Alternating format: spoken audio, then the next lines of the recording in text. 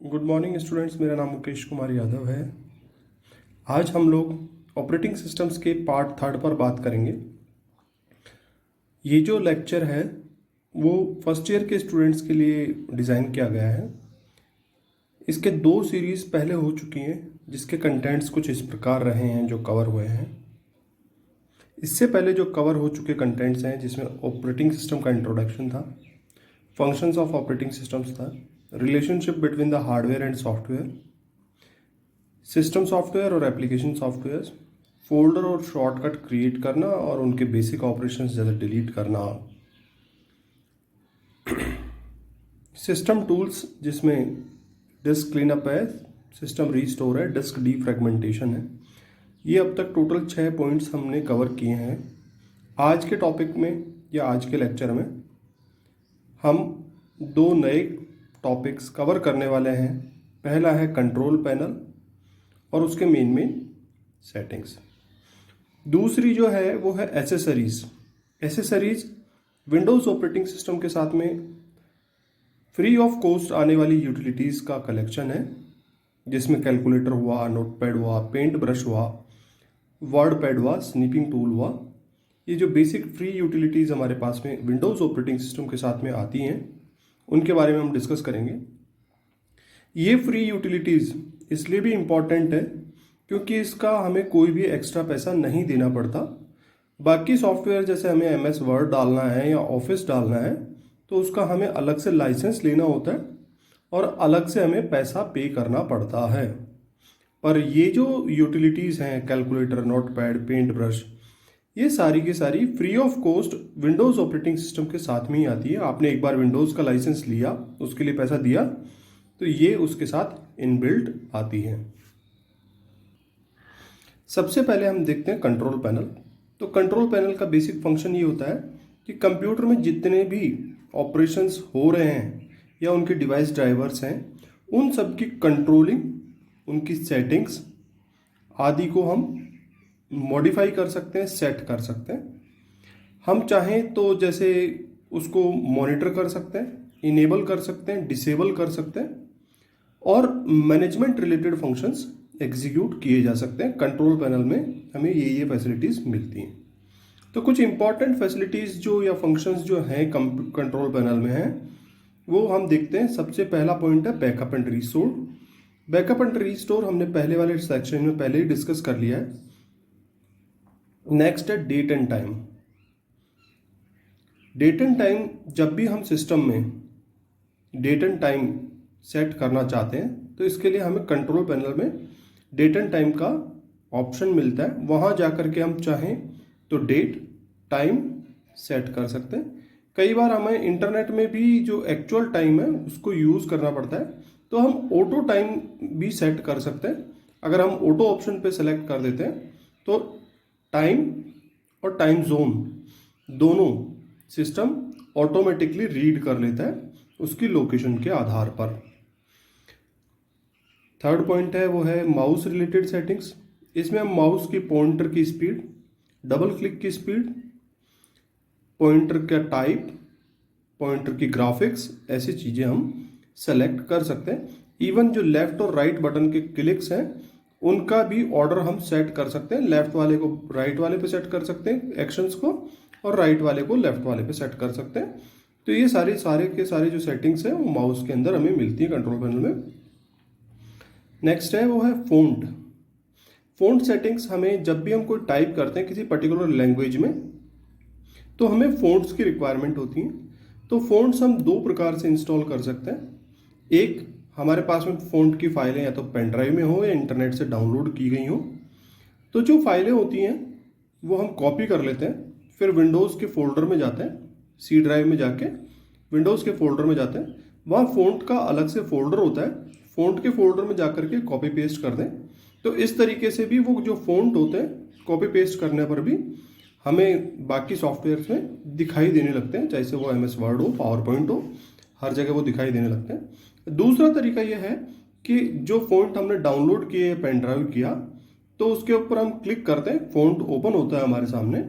तो इसके right top corner पर इंस्टॉल का ऑप्शन आता है, वहाँ से भी हम क्लिक करके इंस्टॉल कर सकते हैं। तीसरा तरीका ये है कि हम कंट्रोल पैनल में जाएं, फ़ॉन्ट में जाएं और वहाँ पर इंस्टॉल फ़ॉन्ट का ऑप्शन है। जैसे ही हम ऐड और इंस्टॉल न्यू फ़ॉन्ट पे क्लिक करते हैं, वो हमें लोकेशन पूछता है कि एग्जैक्टली आपका फ़ॉन्ट कहाँ पे, तो आप केवल और केवल लोकेट कर दें और क्लिक कर दें तो वो ऑटोमेटिकली इंस्टॉल हो जाएगा। तो इस तरीके से हम 3 तरीके से फ़ॉन्ट्स को इंस्टॉल कर सकते हैं। एग्जीक्यूटेबल फाइल्स को हम कॉपी पेस्ट करके इंस्टॉल नहीं कर सकते, पर फ़ॉन्ट में ये फ्लेक्सिबिलिटी होती है कि हम अगर कॉपी पेस्ट भी कर दें किसी दूसरे के सिस्टम से ला करके तो वो काम करने लगते हैं। नेक्स्ट जो ऑप्शन है सेटिंग्स में, वो है साउंड की। हम चाहें तो इसमें कंट्रोल पैनल में जाकर साउंड को म्यूट कर सकते हैं, अनम्यूट कर सकते हैं। साउंड का लेवल और इक्वलाइज़र, इसकी भी सेटिंग्स हम कर सकते हैं। तो साउंड से रिलेटेड जितने भी टास्क हैं वो हमारे पास में कंट्रोल पैनल के साउंड में अवेलेबल होते हैं, हम उन्हें कंट्रोल कर सकते हैं, सेट कर सकते हैं। नेक्स्ट है डिस्प्ले। तो डिस्प्ले से हम समझते हैं कि डिस्प्ले के अंदर जैसे स्क्रीन की ब्राइटनेस है, कॉन्ट्रास्ट है, कलर्स हैं और वॉलपेपर्स हैं, वो सारी चीज़ें हम डिस्प्ले में समझते हैं। तो डिस्प्ले के अंदर ये सारी की सारी फंक्शंस को कंट्रोल करने के लिए हमारे पास में ऑप्शंस होता है, जिसमें हम चाहें तो उसका रिजोल्यूशन चेंज कर सकते हैं, स्क्रीन का वॉलपेपर चेंज कर सकते हैं, कलर और ब्राइटनेस रिलेटेड जो कंट्रोल्स हैं वो भी कर सकते हैं। चाहें तो स्क्रीन का रोटेशन हम अपने अकॉर्डिंग सेट कर सकते हैं। अगर कोई कस्टमाइज्ड आपको डिस्प्ले चाहिए कि पर्टिकुलरली आपको जो नॉर्मल के बजाय 90 डिग्री पे अगर डिस्प्ले चाहिए तो आप वो भी कर सकते हैं स्क्रीन रोटेशन की सहायता से। नेक्स्ट इंपॉर्टेंट चीज़ है वो है, नेक्स्ट इंपॉर्टेंट फीचर है वो है प्रोग्राम एंड फीचर्स। विंडोज़ 10 के अंदर ये जो सेटिंग है ये ऐप्स के नाम से फाइंड आउट होती है। थोड़ा थोड़ा डिफरेंस होता है सभी विंडोज़ में सेटिंग्स के में, क्योंकि लुक एंड फील थोड़ा चेंज कर दिया जाता है, बाकी मेन फंक्शनलिटी और जो पर्पस है वो सेम ही रहता है। तो प्रोग्राम एंड फीचर्स या एप्स, बेसिकली इसका जो बेसिक पर्पस है वो या तो एप्लीकेशंस को इंस्टॉल करना, विंडोज़ के कई नए फीचर्स को आप इंस्टॉल कर सकते हैं, या इसका रिवर्स प्रोसेस अनइंस्टॉल भी किए जा सकते हैं, सॉफ्टवेयर्स भी, एप्लीकेशंस भी और विंडोज़ के कंपोनेंट फीचर्स भी। तो हम नॉर्मली इंस्टॉल करने के लिए तो जो सीडी आती है उसमें सेटअप नाम का आइकन होता है, आइकन के ऊपर जैसे डबल क्लिक करते हैं तो सेटअप रन करने लगता है और हम डायरेक्टली सीडी से ही एप्लीकेशन को या सॉफ्टवेयर को इंस्टॉल कर पाते हैं। पर अनइंस्टॉल करने के लिए जो नए यूजर्स होते हैं वो कई बार जाकर के फोल्डर को डिलीट कर देते हैं, पर ऐसा हमें नहीं करना चाहिए। क्योंकि उसकी जो रजिस्ट्रीज हैं या रजिस्ट्री में जो एंट्रीज है विंडोज़ ऑपरेटिंग सिस्टम के साथ में वो नहीं होती और वो बार बार फिर आपको एप्लीकेशन एंड प्रोग्राम्स में इंस्टॉल्ड दिखाता है और आप उसको यूज़ भी नहीं कर पाते। तो इसका बेटर ऑप्शन है कि आप प्रोग्राम एंड फीचर्स में जाएं, वहाँ पर से जिस एप्लीकेशन को या सॉफ्टवेयर को अनइंस्टॉल करना है उसको सेलेक्ट करें और अनइंस्टॉल पर क्लिक करें। अनइंस्टॉल पर जैसे ही क्लिक करेंगे वो विजार्ड ओपन हो जाएगा, आपको केवल नेक्स्ट नेक्स्ट करना है और अनइंस्टॉल हो जाएगा। नेक्स्ट फीचर है वो है नेटवर्क मैनेजमेंट। नेटवर्क मैनेजमेंट में आपको नेटवर्क डिवाइसेस विंडोज़ 10 में ऑलरेडी इंस्टॉल्ड मिलते हैं, आपको कोई भी नया नेटवर्क ड्राइवर इंस्टॉल नहीं करना पड़ता। पर पुरानी विंडोज़ में जो ड्राइवर्स थे वो इंस्टॉल करने होते थे आपके नेटवर्क कार्ड के अकॉर्डिंग। तो नेटवर्क कार्ड के जो ड्राइवर्स थे उनको हम लोग एक्सेस करते थे। एक्सेस करने के बाद में हम उनको सेटिंग्स को कर सकते थे, इवन आईपी एड्रेस हम सेट कर सकते थे, या तो मैनुअल या ऑटोमेटिक। इसके साथ में ही नेक्स्ट जो फीचर है कंट्रोल पैनल में है वो है यूज़र अकाउंट मैनेजमेंट। मेरे अकॉर्डिंग सबसे इम्पॉर्टेंट फीचर जो है कंप्यूटर का वो यूज़र अकाउंट मैनेजमेंट ही है। इसकी सहायता से हम एक ही कंप्यूटर पर डिफरेंट यूज़र्स के लिए यूज़र अकाउंट बना सकते हैं। हर एक यूज़र अपने अकॉर्डिंग पासवर्ड सेट कर सकता है, यूज़र ऑथेंटिकेशन हो सकता है, यानी पासवर्ड डालेगा तभी वो लॉगिन कर पाएगा। और इसका फ़ायदा क्या है यूज़र अकाउंट बनाने का, कि एक तो हम ये कर सकते हैं कि जो जो यूज़र्स हैं वो उस कंप्यूटर पर जब बैठे, मान लो कि एक कंप्यूटर है उस पर 3 शिफ्ट में काम होता है, तो 3 शिफ्ट में 3 अलग अलग एम्प्लॉयज़ आते हैं, तो वो अपने अपने लॉगिन में ही, आईडी में ही लॉगिन कर पाएंगे या यूज़र अकाउंट में ही लॉगिन कर पाएंगे। उनके डॉक्यूमेंट्स अगर वो खुद के यूज़र अकाउंट के डॉक्यूमेंट में रखता है तो वो एक दूसरे को विजिबल भी नहीं होंगे, तो प्राइवेसी भी मेंटेन रहेगी। उनके वर्क को डिलीट भी नहीं किया जा सकता। अगर वो ड्राइव्स में जाकर के स्टोर कर देते हैं फोल्डर्स को, तो उस केस में जरूर एक दूसरे को विजिबल होंगे और हो सकता है कि वो डिलीट कर पाए। दूसरा सबसे बेटर फीचर ये है कि मान लीजिए कि एक कंप्यूटर है, उसमें आप डिफरेंट लेवल के यूजर्स बनाना चाहते हैं। मान लीजिए कि एक एडमिनिस्ट्रेटिव यूजर है जिसके पास में सारे राइट हैं, कोई भी सॉफ्टवेयर इंस्टॉल कर सकता है, अनइंस्टॉल कर सकता है, किसी भी फाइल को डिलीट कर सकता है, सबके डॉक्यूमेंट्स देख सकता है। तो अलग अलग पावर्स वाले या प्रिविलेजेस वाले यूजर अकाउंट्स बनाए जा सकते हैं। तो नॉर्मल यूजर्स के लिए हम स्टैंडर्ड अकाउंट बना के डाल के छोड़ देते हैं कि सॉफ्टवेयर वो ना इंस्टॉल कर पाएगा ना अनइंस्टॉल कर पाएगा। इसका एक फायदा ये भी है कि स्टैंडर्ड यूजर बनाने पर अगर आप इंटरनेट पर कोई काम कर रहे हैं, तो अगर कोई मलवेयर है, एंटीवायरस से बच करके कोई नया सॉफ्टवेयर आपके कंप्यूटर में इंस्टॉल होना चाहता है, तो उसको एडमिन पासवर्ड की जरूरत पड़ेगी या एडमिनिस्ट्रेटर की परमिशंस की रिक्वायरमेंट होगी, जो कि स्टैंडर्ड यूजर में उसको अलाउड नहीं होगा। तो ये एक तरीके से आपके लिए सेफ गार्ड का भी काम करेगा और यूजर खुद भी नहीं छेड़ पाएगा, तो वायरस और जो बाकी के प्रोग्राम्स हैं वो भी अननेसेसरी फाइल्स को करप्ट नहीं कर पाएंगे, अपने आप को इंस्टॉल नहीं कर पाएंगे। तो इस तरीके से हम एक तरीके से जो ऐसी एप्लीकेशंस, अनवांटेड एप्लीकेशंस से बच सकते हैं। यूजर अकाउंट बनाने का जो मेथड है वो हम नेक्स्ट। यूजर अकाउंट बनाने के लिए हमें क्या करना होता है, स्टार्ट पे क्लिक करना होता है। स्टार्ट के ऊपर जैसे क्लिक किया तो सेटिंग्स या कंट्रोल पैनल में जा सकते हैं, या स्टार्ट बटन पे जाकर के राइट क्लिक करेंगे तो भी डायरेक्टली हम कंट्रोल पैनल पे जा सकते हैं। वहां पर हमें अकाउंट्स का सेक्शन दिखाई देगा। विंडोज 10 के अंदर जो अकाउंट्स हैं उनमें फैमिली एंड अदर्स यूजर्स के नाम से हैं। उसमें लोकल यूजर बनाना थोड़ा मुश्किल होता है, क्योंकि अब विंडोज 10 के साथ में ये आ गया कि आप ऑनलाइन पहले माइक्रोसॉफ्ट से एक यूजर आईडी पासवर्ड लें, फिर उसी से आप अकाउंट बना पाएंगे। तो अगर आपको लोकल अकाउंट बनाना है तो इसका प्रोसेस ये है कि आप फैमिली एंड अदर्स यूजर्स में जाएं, एक अकाउंट पहले माइक्रोसॉफ्ट के साथ बनाएं, फिर जितने भी अकाउंट आप बनाना चाहते हैं वो बना सकते हैं। तो सबसे पहले फैमिली एंड अदर्स में गए, select add someone else to this PC करें।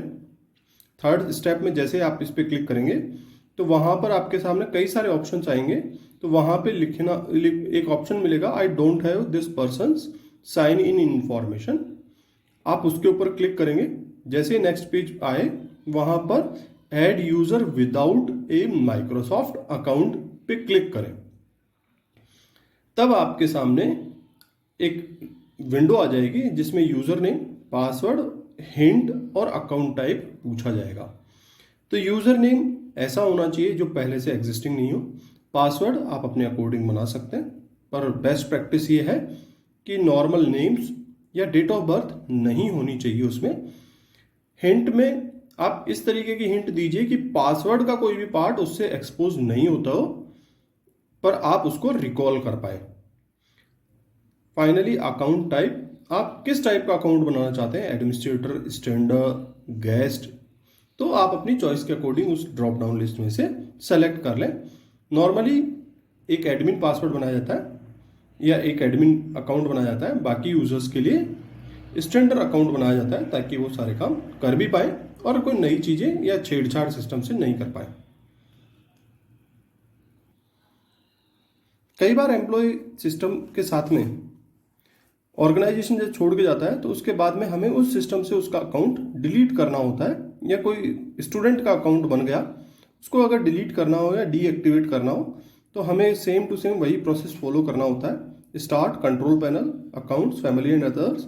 जिस अकाउंट को वहां पर डिलीट करना है पहले उसको सेलेक्ट करें। जैसे ही क्लिक करेंगे तो लेफ्ट हैंड साइड का जो पेन है वो ओपन हो जाएगा। वहां पर एक ऑप्शन मिलेगा रिमूव और डिलीट अकाउंट। वहां पर अगर आप उसका डेटा रखना चाहते हैं तो विथ डेटा, विदाउट डेटा, और अगर आप डेटा सहित उसे डिलीट करना चाहते हैं तो डिलीट विथ डेटा करना है अपने को। एक और ऑप्शन है उसी के साथ में कि उसी टाइम पर अगर आप मान लीजिए कि कोई अकाउंट है जो स्टैंडर्ड अकाउंट बन गया, और हम उसको चेंज करना चाहते हैं एडमिनिस्ट्रेटर अकाउंट में। हम चाहते हैं कि वो भी सभी टाइप के सॉफ्टवेयर इंस्टॉल कर पाए। तो हम किसी भी अकाउंट की परमिशन का लेवल चेंज कर सकते हैं। एडमिनिस्ट्रेटिव से स्टैंडर्ड अकाउंट भी बना सकते हैं और स्टैंडर्ड से एडमिनिस्ट्रेटिव अकाउंट भी बना सकते हैं, पर ये काम केवल और केवल एडमिन अकाउंट से ही हो सकता है। तो एडमिन अकाउंट में लॉगिन किया हुआ पर्सन अगर दूसरे के अकाउंट का परमिशन चेंज करना चाहता है तो वो कर सकता है, बाकी यूजर्स नहीं कर सकते। उसमें जाकर के आपको क्या करना होता है, चेंज अकाउंट टाइप सेलेक्ट करना होता है। जैसे ही चेंज अकाउंट टाइप होगा तो वहाँ ड्रॉप डाउन लिस्ट आ जाएगी उस अकाउंट के साथ साथ में। तो आप अगर एडमिनिस्ट्रेटर है वो अकाउंट और आप उसको स्टैंडर्ड में करना चाहते हैं तो स्टैंडर्ड में कन्वर्ट कर सकते हैं, और वाइस वर्सा भी किया जा सकता है।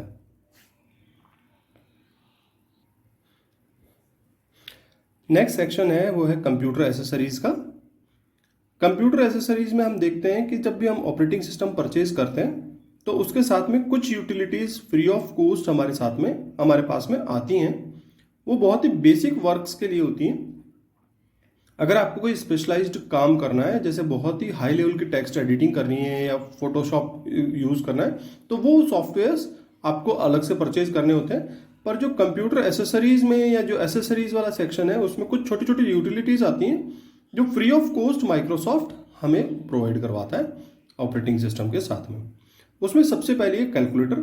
जैसा कि नाम से ही समझ में आ रहा है कि जो छोटे मोटे न्यूमेरिकल और अर्थमेटिक कैलकुलेशंस हैं या ऑपरेशंस हैं उन्हें हम कर सकते हैं।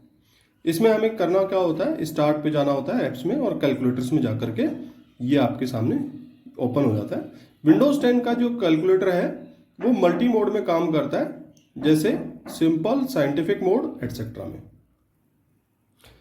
नेक्स्ट जो ऑप्शन आता है हमारे पास में फ्री ऑफ कॉस्ट में वो है नोटपैड। नोटपैड जो है वो बहुत ही बेसिक टेक्स्ट एडिटिंग टूल है, और ये कहें कि टेक्स्ट टाइपिंग टूल है तो ज़्यादा बेटर है।